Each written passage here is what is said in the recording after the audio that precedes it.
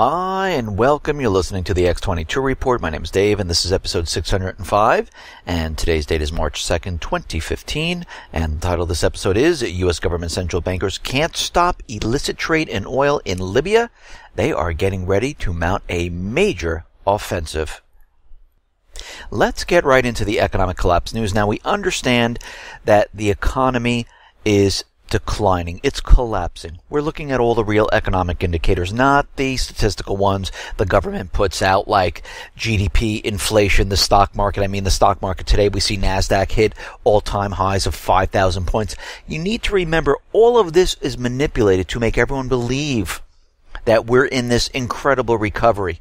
They want you to feel like everything is okay, but what we really feel is that everything is not okay. This is why they're continually harping on it, saying that, yes, we're in a recovery, even though you don't feel it. I mean, Obama was out there telling us this, that you don't need to feel a recovery. Well, I'm saying the actual opposite. Yes, you do. You need to feel it. You need to feel secure in your job. You need to feel like you have extra funds in your account. You need to say, yeah, you know what? Everything is good. I can go buy that TV. I can buy that car. And I don't have to worry.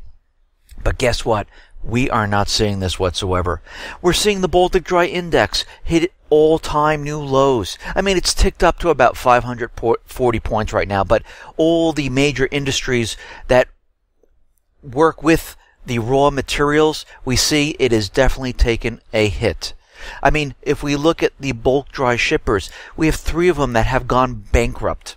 If we look at manufacturing, we see manufacturing is slowing. I mean, if we look here at the ISM manufacturing, it fell and missed for 4 months in a row. We see other problems occurring, that the jobs in manufacturing is declining, not improving. We see that construction spending is completely down, falling at 1.1% against expectations of a 0.3% rise. And what does that tell us? That lumber sales are down. Lumber prices are falling. The real estate market is declining. They're not building. Even though the government, the corporate media is out there telling everyone that, yes, real estate is doing fine. It's slowed a little bit because of the weather, but everything is just fine. Well, if everything's just fine, then why do they have to keep interest rates close to 0%? Why have major mortgage departments laid off tens of thousands of people? And why aren't Americans running out there getting mortgages? Why are the applications continually declining? That doesn't sound like a recovery to me. That sounds like a collapse, and that's exactly what's going on.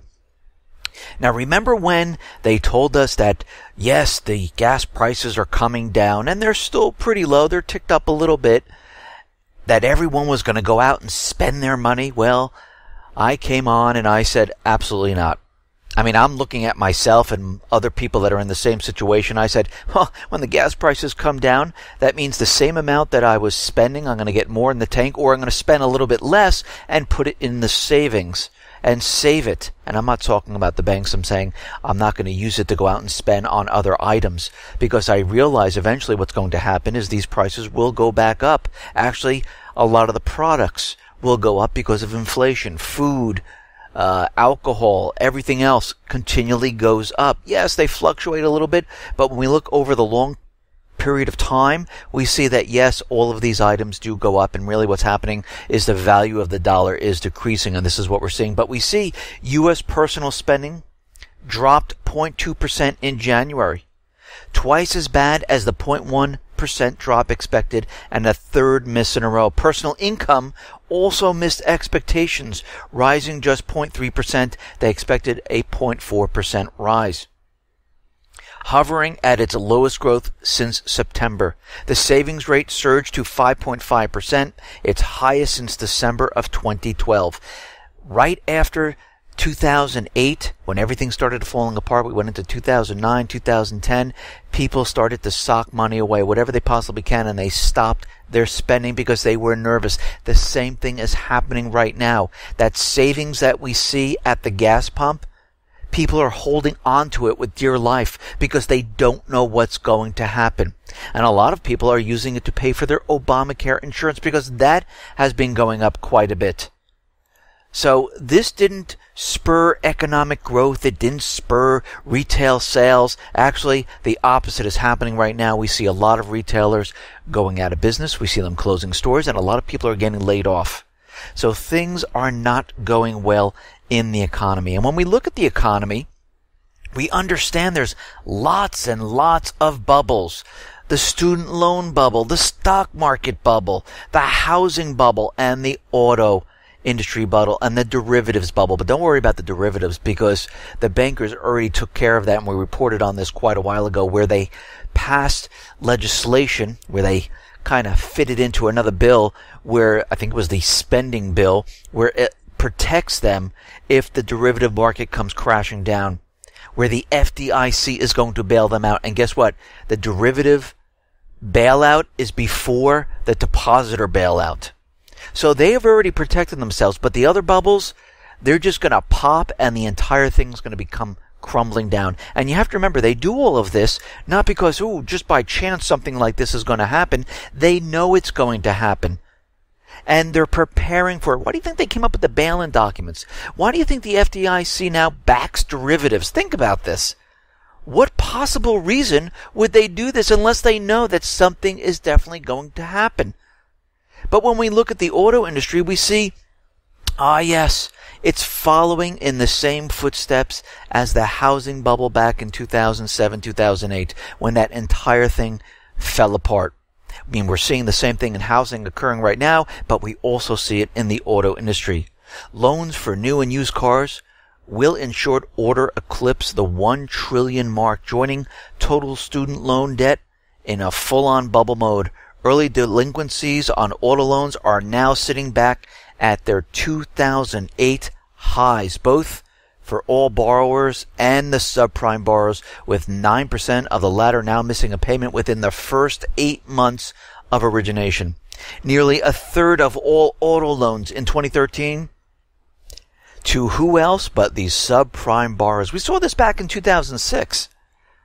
When everything was looking fantastic and everything was great, they were blowing these bubbles up. Indeed, when we look at the situation, we see that these people are now over-leveraged. Lenders are again showing a propensity towards origination for the purpose of selling loans rather than holding them. They're bundling them together, selling the auto loan securities. They're not holding them. We saw this with the housing industry. It's still going on with the housing industry.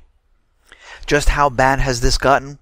Well, Darren Benhart, a senior regulatory official at the Office of the Comptroller of Currency, which regulates Wells Fargo, noted that lenders had extended repayment periods up to 84 months, 40% longer than the typical period, and were making loans that were far greater than the value of the car, because they're just doing whatever they possibly can to get these cars sold. They need to make the economy look like everything is fine. This is why they've been changing the programs for the auto industry, for the housing industry, bringing in subprime people, giving a loan to anyone that has a heartbeat. And what are they doing? They're just blowing up the bubble. That is it, period. And you know what happens to bubbles when they continually blow into them? Eventually, they will pop, and we're going to see the same thing that occurred back in 2008. That is when the Fed told us that they weren't forecasting any type of recession, and there was a recession in that same year. Well, we're going to see the same thing. All those people are saying, no, this is ridiculous, there is no collapse, you're just continually reporting on nothing. Nope, what we're doing is we're showing everyone step by step on how we're going to reach the collapse. And guess what? As we're doing this, we're seeing a lot of similarities back to the 2008 crisis, but this time it is much, much worse. People have lost credit. People have bad credit. People have lost their homes. People have lost their jobs, their wealth, their savings, and they've never gotten it back fully. And this time around, it is going to be much, much worse, because now they're going all out doing the same thing, but 100 times worse. And we are following this every single day. And this is not to say, oh, look, see, there is going to be a collapse. This is to get everyone prepared for what is coming. To understand that, yes, this will hit. That, yes, we are going to be in a lot of trouble. Yes, that you need to protect yourself. Listen, if you own a home, do you get homeowners insurance? Why do you get that? To protect it just in case there's a disaster. Well, I'm just asking you to do the same thing. We're looking at everything and saying there's a disaster headed our way. I mean, life insurance, auto insurance, homeowners insurance, you're doing it to protect yourself. The plus that we have here is that we see the collapse coming. We see the economic indicators, and we see that, yes, things are not going well. Things are getting worse. And we see the United States central bankers provoking war all around the world.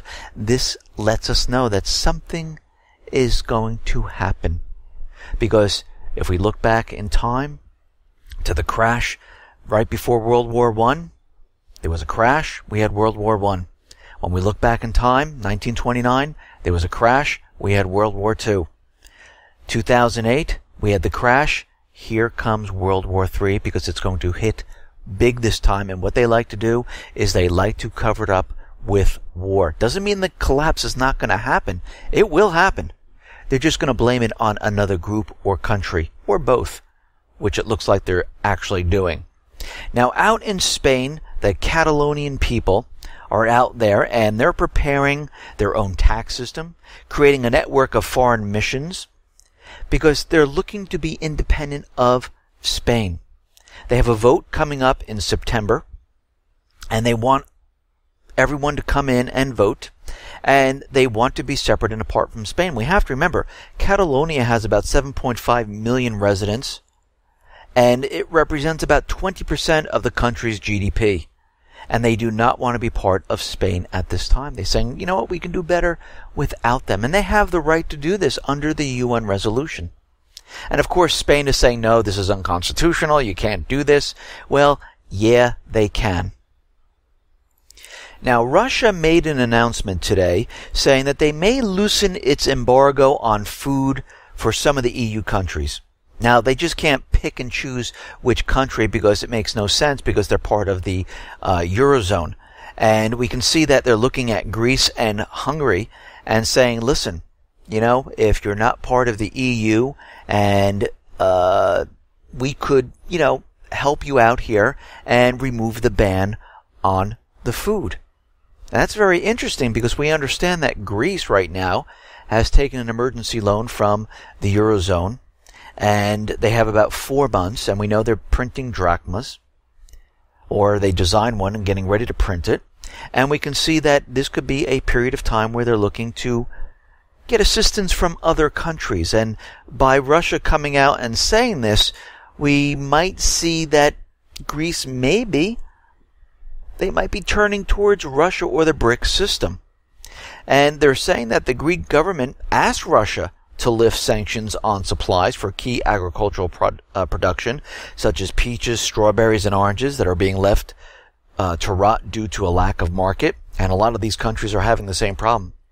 Spain, France, Poland, they have all of this produce, but no one to sell it to. And it's just rotting. And again, under the World Trade Organization, Russia cannot just pick and choose different nations, because they're all part of the EU member states. So they would have to remove themselves from the EU for them to say, okay, we will not have the ban on produce and agricultural products from Greece, because you're no longer with the EU. So we're going to have to watch this and see how this plays out as we run down the 4 months of emergency loans from the Eurozone. And I wouldn't be surprised if they were using this period right now to exit from the Eurozone. Now, we talked about net neutrality in my other reports, and how the FCC is going to help the internet to stay neutral and free and open which we know this is not what they're doing.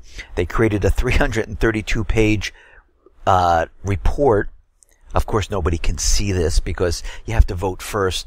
Then, a couple months later down the line, they'll let you know what you voted on. But they created this to keep the internet open and free. I don't know why you need 332 pages, because the internet is open and free now, and there are 0 pages. Maybe it could be a paragraph, keep it open and free. But when we look further into it, we're starting to see that maybe this is not really about net neutrality at all. And we kind of knew this, because why would they have to create a document that was 332 pages long? Why did the FCC have to get involved? But when we look at this, we see the FCC's net neutrality ruling seems to be the continuation of a plan put in place by the agency's former chairman, Julius Genachowski. In 2010, FCC's Genachowski proposed a third way to regulate broadband by reclassifying the transmission of data as a telecommunications service to be directly regulated by the agency. At the time, Genachowski referred to his plan as a regulatory backstop for the government to protect citizens on the internet. So every time they come out and they tell us that they're protecting us, just like the Patriot Act, just like the NSA, well, we're protecting you. No, that's not what they're doing. They're spying on you. They're censoring you. They're doing everything in their best interest, but they use the term national security, protecting you, as a front to make it seem like, ooh, this is what they're doing. And they always create these bills that become laws with these titles like the Patriot Act, the Affordable Care Act, the Ukrainian Freedom Act. Everything sounds great on the surface, but when you look at it, that's not what it's about whatsoever. The Electronic Frontier Foundation noted the FCC's own fact sheet proposed the conduct rule, which will allow the FCC to review and presumably punish non-neutral practices that may harm consumers. Now, how they're going to figure this out, we're going to have to see. The EFF says the general conduct rule will be anything but clear. The FCC will evaluate harm based on consideration of 7 factors. Impact on competition, impact on innovation, impact on free expression, impact on broadband deployment and investments, whether the actions in question are specific to some applications and not others, whether they comply with industry best standards and practices, and whether they take place without the awareness of the end user, the internet subscriber. Another net neutrality proponent has been Obama's longtime internet czar, Susan P. Crawford. She has been associated with a controversial Marxist-led outfit calling itself Free Press, which advocates for more government control of the internet.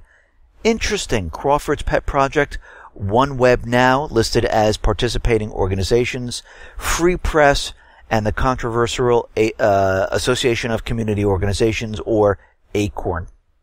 Free Press also has received funds from Soros. Open Society Institute. Free Press has urged the Federal Communications Commission to investigate talk radio, cable news, and the internet for hate speech. And we can see this is what they're trying to do right now. They're going to determine who is using hate speech. Well, again, we have the First Amendment. We have the right to speak freely. It doesn't say anything about hate speech. And once you start down the path of letting an organization decide what is hate speech, what speech is not good to be out there, we start to have problems. Because then they set up an organization, they control what is going on, and anything they don't want out there, they squash. They take it away. And of course, with this FCC ruling, you know there's going to be taxes. You know there's going to be licensing. You know they're going to have to go through an approval process in the government. So we can see right now what they're doing is they're taking control of the internet. Free Press published a study advocating the development of a world-class government-run media system in the United States. And we have to look back. We have to look back in time and say, wait a minute. At one time, all press was free and open because of the First Amendment. Now we see them cracking down on this. As time goes on, it's getting worse. I mean, look at the free speech zones which they try to set up. There's no such thing. Free speech is everywhere. It's not in a caged area or a fenced-in area. Free speech doesn't look at hate speech. The freedom of speech allows you to speak freely. The people then judge if they want to listen or not. That's the rights of the people. That's freedom. Having the government decide for you, that's not freedom. Even Google is looking to change how they do their searches on the internet. They're going to become the Ministry of Truth. And if we go back to what George Orwell said in 1984, if all records told the same tale, then the lie passed into history and became truth. Google has devised a way to fix its search results. Instead of ranking sites by the popularity of links, they're going to do it with truthfulness. A Google research team is adapting a model to measure the trustworthiness of a website page. Rather than its reputation across the web, instead of counting incoming links, the ranking system, which is not yet live, counts the number of incorrect facts within a page. A source that has few false facts is considered to be trustworthy, says the team. The truth-finding software works by tapping into the knowledge vault, the vast store of facts that Google has pulled off the internet. Facts the web agrees on that are considered reasonable proxy for truth. Web pages that contain contradictory information are bumped down the rankings. Very interesting. The U.S. government CIA will engineer a new and improved greater flood of disinformation across the web because, again, what is Google going to use as truth? The government? The corporate media? And they're going to say, yes, this is the truth vault. These are the facts because it's coming from the government. Well, we know under Amendment 114, Section 501, the government has permission to use propaganda on the people, which means lie. So let's take an example. If the government looked at MH17, they put out news stories that Russia did it. Well, it turns out that was completely a lie. But Google would see that as the truth. Assad gassed his people with sarin gas. That turned out to be a lie. So when we look at this, what are they actually going to do? And we know what they're going to do. They're going to push down all the alternative media, and all those sites will be non-existent. What you will see is all the sites from the government. All the propaganda will be popping up. And we can see this is where they're moving towards. And if we look at this, this is number 8 of our 10 ways of closing down an open society. This is from Naomi Wolf. She looked at all different countries and created these 10 steps of closing down society. And when we look at it, we can see that, yeah, they can't stop the flow of information, but they can control it and muddy it.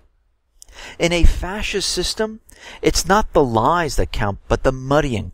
When citizens can't tell real news from fake, they give up their demands for accountability bit by bit. So by doing this, they're not going to know what's true and what's not true because they're just going to hear what's coming from the government. And anyone that's countering the official story, it's going to be pushed down. Now, as we know, the U.S. government, central bankers, they've been using the Stingray cell phone surveillance, and they really keep it a secret. This is a device that can intercept cell phone calls, and you won't even realize that it's happening. You have no knowledge of it whatsoever. They put up fake towers. They have planes fly by. And we see Senator Nelson of Florida discussed how the technology poses a great threat to consumers' cell phone and internet privacy. Nelson sent a letter to the FCC chairman, Tom Wheeler, asking why the company behind the Stingray has been able to secure special restrictions on who has access to details of the devices. And this is completely a violation of the Fourth Amendment. But again, it's secret. They don't want people to know about it, and they really don't publish what they're doing here because, again, they're spying on the American people. Now, remember when Obama told us that he was going to reel in the NSA program, the spying program? Well, he didn't do anything. The federal court has renewed a national security agency program allowing for the bulk collection of American phone records, emails, texts, and everything else. The Foreign Intelligence Surveillance Court gave a green light to the government to let the U.S. telephone metadata collecting program continue until June 1st because this is when they have to vote on the Patriot Act. So they didn't see a problem with this whatsoever. And of course, as we can see, all of these judges, all these court systems, everything that we're seeing right now, the NSA, because of their spying, has dirt on all of these people, and they use it to blackmail to have the decision in their favor. And we see that the vote for the Patriot Act is coming up on June 1st, and I can't believe that they're going to vote it down and say, there's no more spying on the American people. I can't see that whatsoever. Actually, they'll probably add amendments to it and increase the spying on American people. Now, we understand the U.S. government central bankers have been trying to get the weapons away from the people. And U.S. Senator Charles Schumer came up with an incredible idea on how to ban guns for the bad guys, the terrorists. And he's going to introduce legislation prohibiting individuals on the U.S. terrorist watch list. They will not be able to buy guns right now. And this is just like the no-fly list that the airlines use. You know, that one that's in secret. You don't know how to get on. You don't know how to get off. You don't know why you were put on there. It's a secret list. He wants the same thing for the gun ban. So you know what's going to happen with this, right?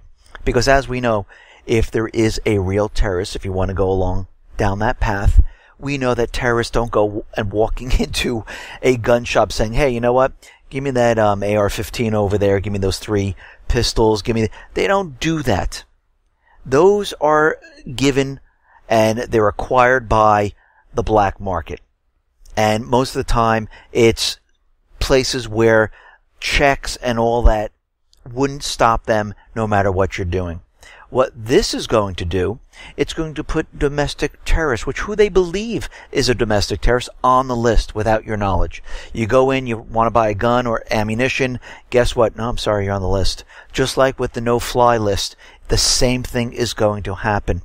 So this is not going to help the situation whatsoever. Actually, it's going to make it better for the government, where they can just put people on the list, and pretty soon the entire population will be on this list, and they'll just ban guns from every single person. Now, we understand the United States government central bankers. They've been pushing regime change in almost every country.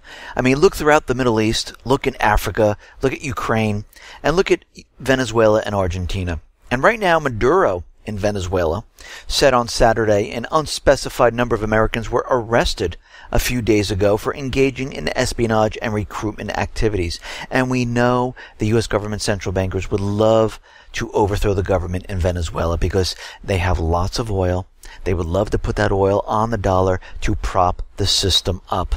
And Maduro was out there saying that visas would now be required for all U.S. visitors, and that the U.S. Embassy in Caracas would now need foreign ministry approval for any meetings. And he's cracking down on what's going on. He actually banned George W. Bush, Dick Cheney, CIA Director George Tenet, and several current members of Congress from entering the country. And they realize it. Argentina's saying this now, Venezuela, and we see this in Russia, where they're at the first stage of trying to have a regime change in Russia. They're actually in process trying to do it in China. And they need to do this because we have to remember the BRICS system is going to come completely online, and they'll be looking at the yuan and renminbi to become a reserve currency in 2015, this year. And they're trying to stop all of this. But guess what? It's not going to work. Now, out in Ukraine, Kiev has confirmed that Ukrainian land is being transferred to oligarchs and seed companies.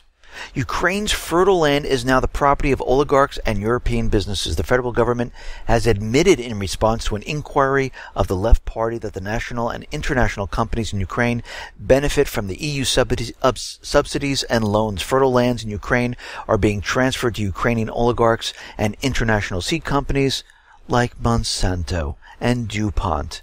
And this is what the U.S. government central bankers do.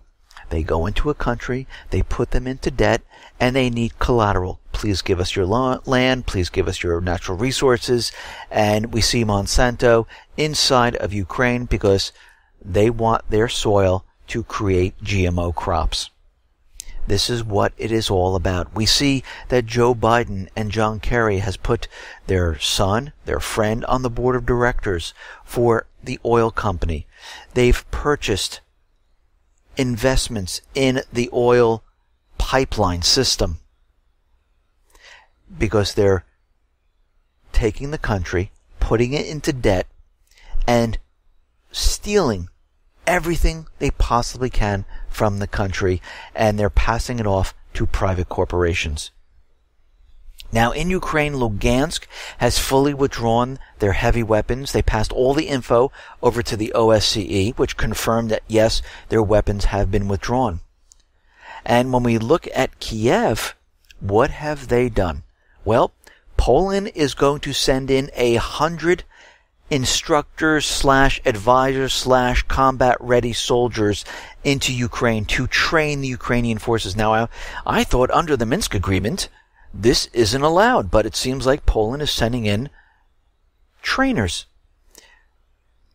In Kiev, we see that Spaniards are among foreign mercenaries fighting in the Donbass alongside Ukrainian forces. This is why they're hearing soldiers speak in different languages. We hear English, we hear Spanish, we hear Polish, and many other languages.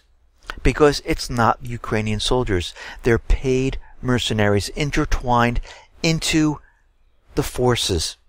The U.S. government issues logistic support, and they're going to send over an additional 300 military personnel in Ukraine to help train the troops in Ukraine. Again, this is all against the Minsk agreement. All foreign soldiers must leave Ukraine, and it seems more and more are pouring in. Russia has slammed Finland for the decision to supply laser rangefinders to Kiev. Well, this doesn't seem like they're looking at peace right now, because we have soldiers, or you like to call them trainers or advisors, funneling into Ukraine. We see they're getting more and more weapons. This doesn't look like peace. This looks like they're getting ready to do something. Poroshenko is presenting a new draft to increase national force numbers. According to the draft, the Ukrainian military should not employ more than 250,000 people, including 204,000 soldiers. However, it was noted that during an emergency, the military may be strengthened with conscription. Kiev right now, there are reports that the Ukraine government troops are regrouping heavy arms near the line of contact. Now, in my other report, I said that Kiev was withdrawing their heavy artillery without informing the OSCE, and we see why. Because now they're making a big switcheroo, and they're bringing more and more heavy artillery to the front line. And this shows us that they're not looking for peace. They're doing whatever they possibly can to disrupt the Minsk agreement. And of course, what they're going to do is they're going to blame it on the southeastern people and Russia. Now, Lavrov is calling on Kerry to influence the government of Kiev. It seems like we're doing a little switcheroo here, because usually it's the U.S. government who's looking at Russia saying, please take control of the situation. And now Russia's looking at the United States and saying, listen, please take control of your puppet government, because they're not abiding by the Minsk agreement.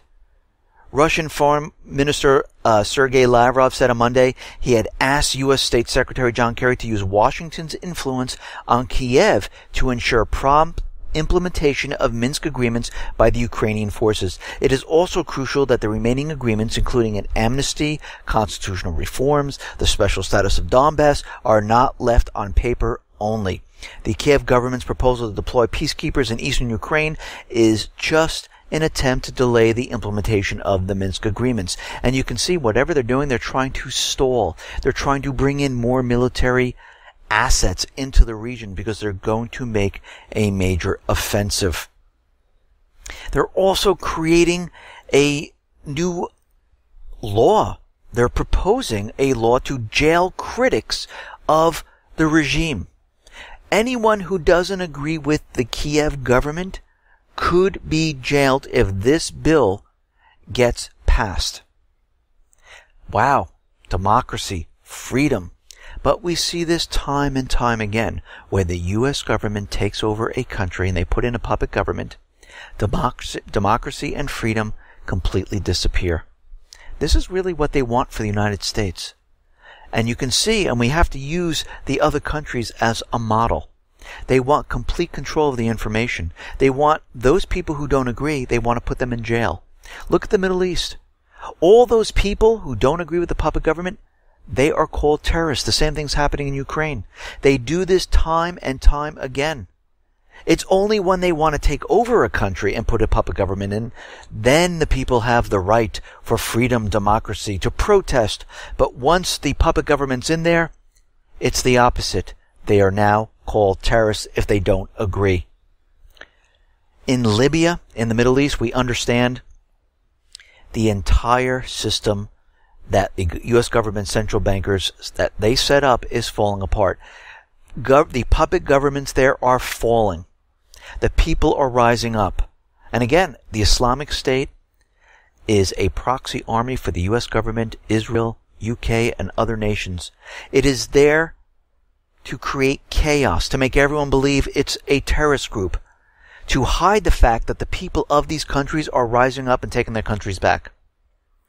And right now, and we've been saying this for quite a while, when they start selling oil in Libya, not using the US dollar, what is going to happen? The U.S. government central bankers are going to make plans to go into Libya with force. And we see already the Libyan authorities are unable to halt the illicit trade in oil in and out of the country. And they need an international maritime force to help. United Nations Sanctions Monitor said in a new report, the confidential report by the UN Security Council panel of experts on Libya will likely increase pressure on major world powers to consider intervention to stop the North African state from spinning further out of control. And here we are. They are getting ready. Italy right now is beginning a naval exercise off the coast of Libya. There are reports right now. They're not confirmed. These are unconfirmed reports. But we just needed to bring it to everyone's attention that this is in the works. That there may be a joint international action plan in Libya as early as next week. Now, is this definitely going to happen? No, but we can see already that Egypt, France, the United States, England, they are getting ready for a major offensive. Military assets are being brought into Kuwait. Troops are in Kuwait on standby. And more troops are headed into this area. And as we know, Egypt is already conducting airstrikes. Egyptian commando and marine forces are preparing for sea landings to seize Derna and destroy the people who have taken it over. This is their plan. And we're going to see this happen in every single country. In Iraq, there are 27,000 troops getting ready to attack Tikrit. They put off Mosul, at least that's what we think, until the fall, because John Kirby says they're not ready. They need more military assets. They need more U.S. troops, and they don't have the authorization for war just yet. And they're waiting for that so they can really ramp up the forces. And once that comes through, they're going to have the green light, and this is going to be actually, we've been in World War III, but soon this will be the official sign that, yes, we are in World War III. But we've been fighting China and Russia all over the place, in Africa, in Eastern Europe, in Ukraine, throughout the Middle East. We have been in World War III. We just haven't had that big boom yet. But it's coming. You can just see it, the way the central bankers are acting. We see that the Iraqi Popular Forces shot down a U.S. helicopter carrying weapons for the Islamic State in the Al-Anbar province, that region. A group of Iraqi Popular Forces shot down the U.S. Army helicopter, and they found, yes, these were all weapons. They were going to the Islamic State. And again, the United States government, Israel, England, the other Arab nations, they're all supplying weapons to the Islamic State. They're using the Islamic State. They're paid mercenaries, just like Al-Qaeda. They're using them to create chaos. They're using them to get into Syria, then eventually into Iran. This is their plan all along. Now, we know they identified Jihadi John, and they figured out who he was. And of course they knew who he was. He had contact with MI5. They knew exactly who he was all the time because he's employed by them. And we can see the FBI is using this to their advantage to say, yes, our biometric center, our system needs to go live, which it already is, but we need to spread this out. We need to use it for everything. And most likely, as we know, this person was already known to everyone. They knew exactly who's who in the Islamic State, because they're the ones who created them. They're the ones who train them. They're the ones who pay them. So there's nothing new here. Now, in the White House, what do we see? We see intruders breach grounds twice in 9 hours. And we've seen this before, and every time this happens, they say we need more security in the White House. We have to push back the buffer zone in front of the White House. We have to erect a wall, and that most likely is coming soon. We need more private police guarding the government buildings because we're afraid of the people rising up, and they're continually using these intruder break-ins to say, yes, you see, it's getting worse as time goes on, and we need more security because they know what's coming. They know when this hits, everything is going to start to fall apart. We understand that Boris Nemtsov, he was assassinated over the weekend. And, of course, the U.S. government, central bankers, the corporate medias, Putin did it, Putin did it, Putin did it. It must have been Russia.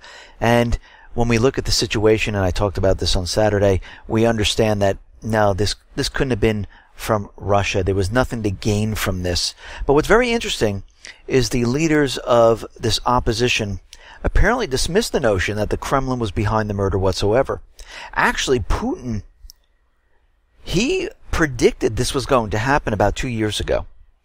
And Putin explaining this 2 years ago on a video that, yeah, something like this could happen, where they could create a false flag assassination within Russia in order to create an involuntary martyr that the Western media would use to demonize Russia.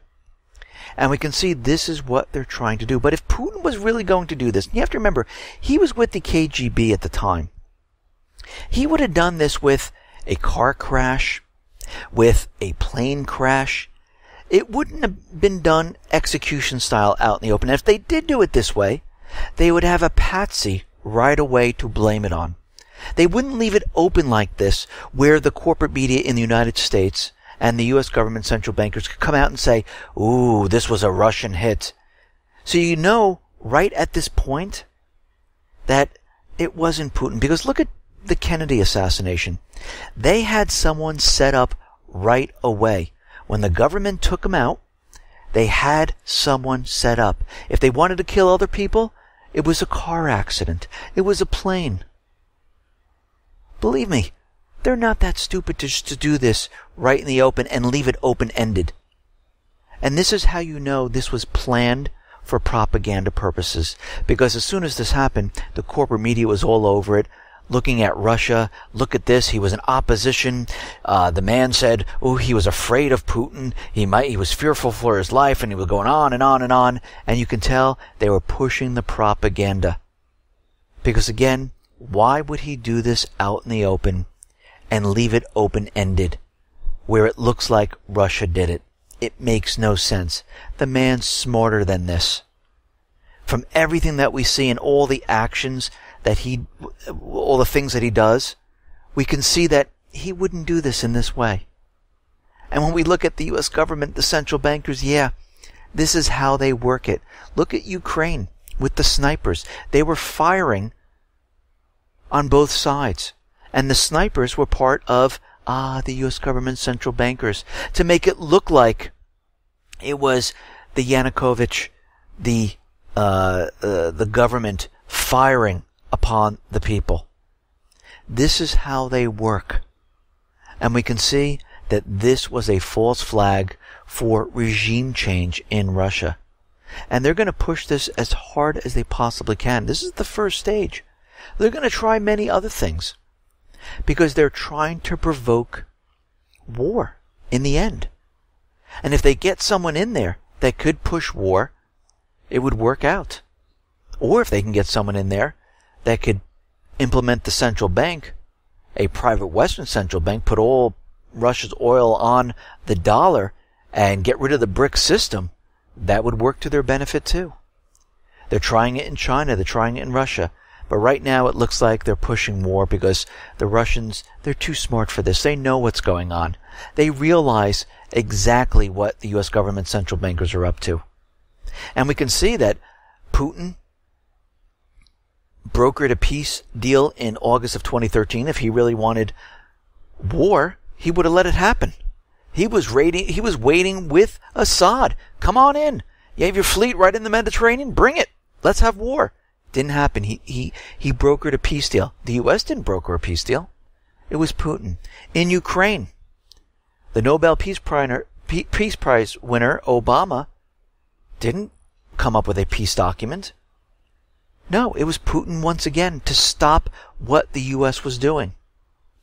This already has happened twice, where the U.S. government central bankers wanted war. And they're not going to stop. They're going to keep pushing until they get war because they realize the system is breaking down. It is collapsing. And they need to push war quickly because as time goes on, all the bubbles and everything else is falling apart. They already have their insurance ready. FDIC is bailing out the derivative market. They have the bail-in documents. They have their bunkers. They're getting ready to create money to pay for the war efforts and then to rebuild afterwards. Are you ready? You should be because they are. You should be prepared to protect yourself and your family. Listen, everyone, thanks a lot for listening. Be well, be safe, and especially be prepared. Thanks a lot.